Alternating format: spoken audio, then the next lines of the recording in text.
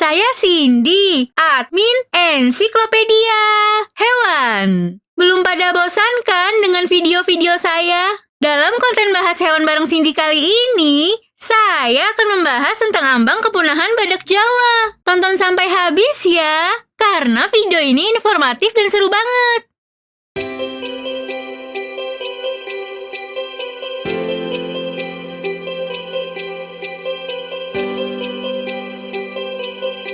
Badak Jawa atau badak bercula satu atau Rhinoceros sondaicus adalah anggota famili Rhinocerotidae dan satu dari 5 badak yang masih ada. Badak ini bergenus yang sama dengan badak India dan memiliki kulit bermosaik yang menyerupai baju baja. Badak ini memiliki panjang 3,1 sampai 3,2 meter dan tinggi 1,4 sampai 1,7 meter. Badak Jawa memiliki bibir bagian atas yang panjang guna mempermudah mengambil dedaunan dan ranting. Berat badak Jawa diperkirakan 1,6 ton sampai 2,28 ton. Dan berat badan betina relatif lebih besar dari badak jantan. Ukuran cula badak jantan 25 sampai 27 cm. Ini lebih kecil daripada cula spesies badak lainnya.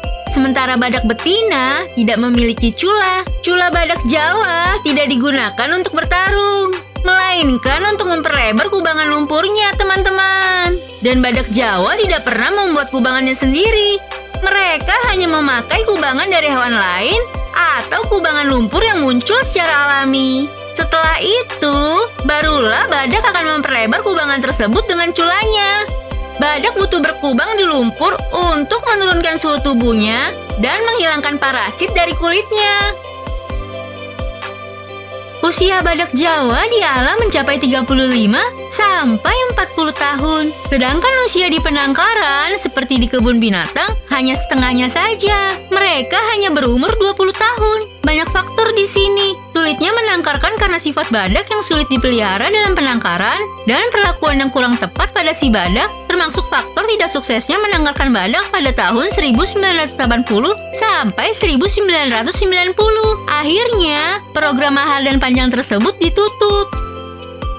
Dalam sejarah, badak Jawa pernah menjadi salah satu badak Asia yang paling banyak menyebar. Badak ini tidak hanya menyebar di Pulau Jawa, melainkan di seluruh Indonesia, Asia Tenggara, India, bahkan hingga Tiongkok. Tetapi, sekarang spesies ini statusnya sangat kritis. Sangat sedikit populasi badak Jawa di alam liar yang ditemukan dan habitat dari badak Jawa yang sangat sempit. Badak ini sekarang hanya ada di Taman Nasional Ujung Kulon dan Taman Nasional Cat Tien, Vietnam, dengan populasi di Ujung Kulon 40 sampai 69 ekor dan di Cat Tien 8 ekor saja. Jika dilihat dari sejarah badak Jawa yang pernah menyebar sejauh itu, lalu mengapa badak Jawa sekarang di ujung kepunahan? Ini dikarenakan perburuan liar selama 2000 tahun. Badak Jawa dipercaya memiliki banyak khasiat, terutama cula dan kulitnya. Cula badak dipercaya dapat menjadi obat tradisional untuk menyembuhkan diare, kusta, dan tuberkulosis. Padahal, cula semua jenis badak hanya terdiri dari keratin yang sama seperti tanduk dan paruh burung. Sedangkan kulit badak dahulu dipercaya menjadi pakaian yang dapat menangkal bisa ular. Padahal, kulit badak terdiri dari kolagen. Kolagen adalah pembangun gigi, otot, kulit, sendi, dan lain sebagiannya. Dan tengkorak badak dibuat menjadi minyak badak. Dengan cara tengkorak badak direndam dalam minyak kelapa selama berminggu-minggu. Ini dipercaya untuk menyembuhkan penyakit kulit. Mungkin yang menyembuhkan penyakit kulit bukanlah tengkorak badak, melainkan minyak kelapa itu sendiri. Pada zaman perperangan dahulu, kulit badak sering dijadikan perisai untuk tentara Vietnam dan Tiongkok pada zaman itu. Sungguh menyedihkan dan ironis ya, teman-teman.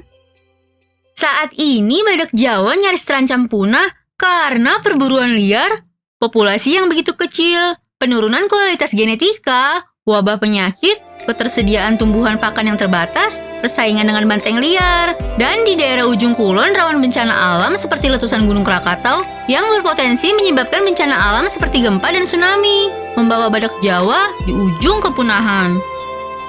Tunggu malam nasib badak di Indonesia. Bukan cuma badak Jawa, badak berambut atau badak Sumatera juga harus kita lestarikan ya teman-teman. Bukan cuma pemerintah saja yang bertanggung jawab, tapi seluruh manusia di bumi, khususnya orang Indonesia, juga harus mendukung dan melestarikan mereka. Untuk kalian generasi baru, untuk kakak-kakak dan adik-adik semua, janganlah kita mempercayai jimat-jimat ataupun pengobatan tradisional dari hewan liar. Dengan mematikan rantai pasar tersebut, kita sudah ikut berkontribusi melestarikan mereka loh. Dan akan lebih baik jika kita turut andil langsung dalam kegiatan pelestarian badak. Semoga video ini dapat menginspirasi dan bermanfaat untuk kita semua ya. Mohon maaf jika ada salah kata dan informasi. Jangan lupa like, komen, dan subscribe agar channel ini makin berkembang dan memberikan edukasi yang bermanfaat untuk kita semua. Terima kasih.